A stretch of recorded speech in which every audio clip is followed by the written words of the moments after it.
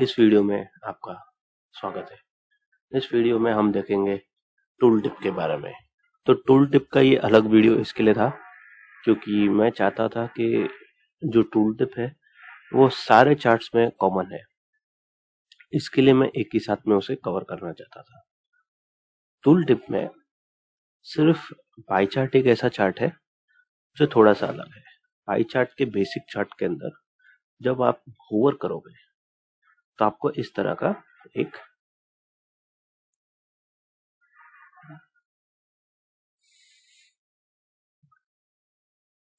तो आपको कुछ इस तरह का पॉपअप आएगा। यहाँ पे आप देख सकते हो कि कौन सा डायमेंशन है, उस डायमेंशन का नाम आ जाएगा। जैसे मेन चैनल, उसका वैल्यू आ जाएगा एजेंसी, केपीआई का एब्सोल्यूट वैल्यू आ जाएगा और फिर उसका शेयर भी आ जाएगा।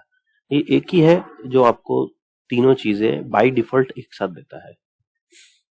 और जो बाकी चार्ट्स है उसके अंदर आपको बाय डिफॉल्ट सिर्फ एक ही वैल्यू देखने मिलती है। जैसे कि अगर मैं इधर एक बार चार्ट है मेरे पास, मैं इसे ओवर करूंगा तो आप सिर्फ उसी मेजर का एब्सोल्यूट वैल्यू देख सकते हैं।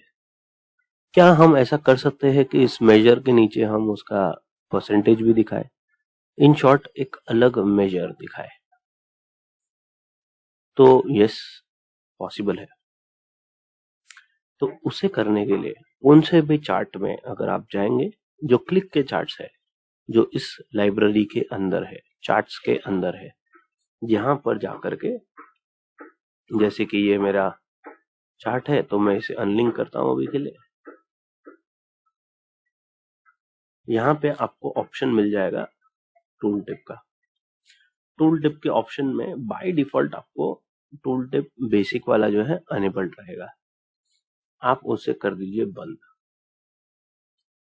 अभी हाइड बेसिक रो मतलब जो बाय डिफॉल्ट आपको वैल्यूज आ रही है वो भी अब नहीं दिखेगी। अगर मैंने इसको चेक कर दिया तो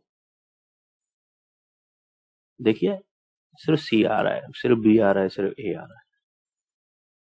उसी तरह अगर मैं चाहूं तो वो दिखा सकता हूं। उसके बाद मैं चाहूं तो एक टाइटल दे सकता हूं अलग से, उसका एक डिस्क्रिप्शन। तो ये टाइटल और डिस्क्रिप्शन देखिए कैसा दिखता है।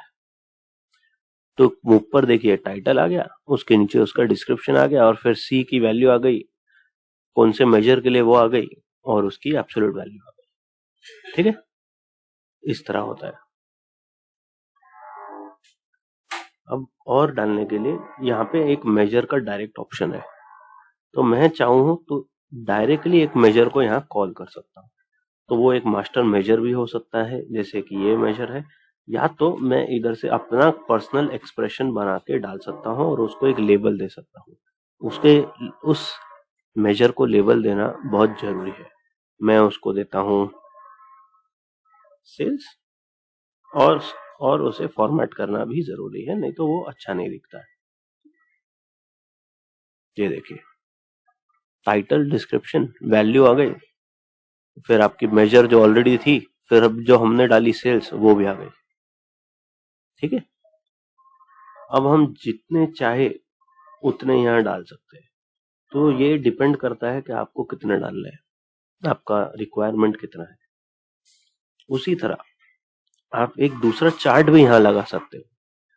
तो दूसरा चार्ट माने मेरे पास ऑलरेडी मास्टर आइटम चार्ट बनी हुई है, मैं वो मास्टर आइटम यहाँ ऐड कर देता हूँ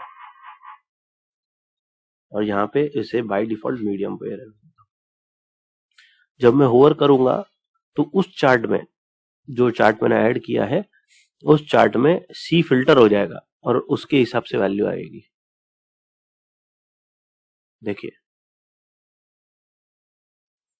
सी फिल्टर हो रहा है, ए फिल्टर हो रहा है और उसके अंदर की वैल्यूज नजर आ रही है। ओरिजिनली उस चार्ट में सारे वैल्यूज है। तो वो जो चार्ट है मेरी मास्टर विजुअलाइजेशन के अंदर है, तो आपको एक मास्टर विजुअलाइजेशन बनाना है। तो ये वाली वो चार्ट है, ये फिल्टर हो रही है बेस्ड ऑन ड्रिल डाउन। तो ये ड्रिल डाउन चार्ट है, मगर जब हम इसे पॉपअप में देख रहे हैं तब हमें अगला वैल्यू दिखाई दे रहा है। तो मैं सी पे इधर सिलेक्ट करता हूँ, देखिए ई और एफ आया और मैं ई और एफ पे क्लिक करूंगा तो मेरे को देखिए एक्स और वाई दिख रहा है। तो इसका फायदा ये है। उसी तरह मैं एक इमेज भी डाल सकता हूँ। वो इमेज स्टैटिक इमेज हो जाती है मास्टर लाइब्रेरी में से, या तो मैं चाहूँ तो एक यूआरएल के हिसाब से भी डाल सकता हूँ। तो यूआरएल में आ गया तो एक एफएक्स आपको मिल जाएगा। तो एफएक्स से हम उस पे कुछ एक्सप्रेशन लिख करके हम चाहिए तो इधर से उधर इमेज को जरा हिला सकते हैं। मास्टर लाइब्रेरी में अगर है तो मास्टर लाइब्रेरी से एक स्टैटिक इमेज जो है सबके लिए कॉमन हो जाएगी।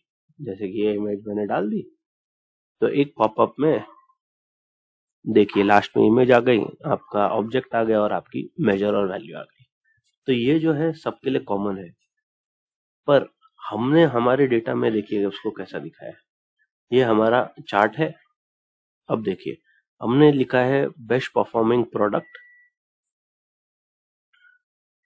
एफटीएम, फिर करंट फिस्कल ईयर और लास्ट फिस्कल ईयर का दो बनाए हैं, जिसमें नॉन सेविंग एक्टिविटी डाली है और उसका हम लोग ने परसेंटेज लिखा है। अब ये लिखने के लिए हमने देखिए कैसा है फॉर्मेट किया है। टूल टिप में जाके ये हमारी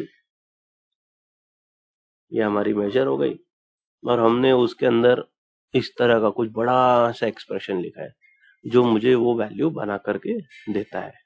पर हाँ, ये इस तरह भी आप कॉम्प्लेक्स एक्सप्रेशन यहाँ डाल सकते हो। उसी तरह यहाँ पर भी हमने यही किया है, वही सेम एक्सप्रेशन हमने यहाँ डाला है। हमारी गलती क्या हो गई या कि हमने इसे मास्टर में अभी तक डाला नहीं है। बस आप ये गलती ना करें और आप इसे और अच्छे से बनाएं।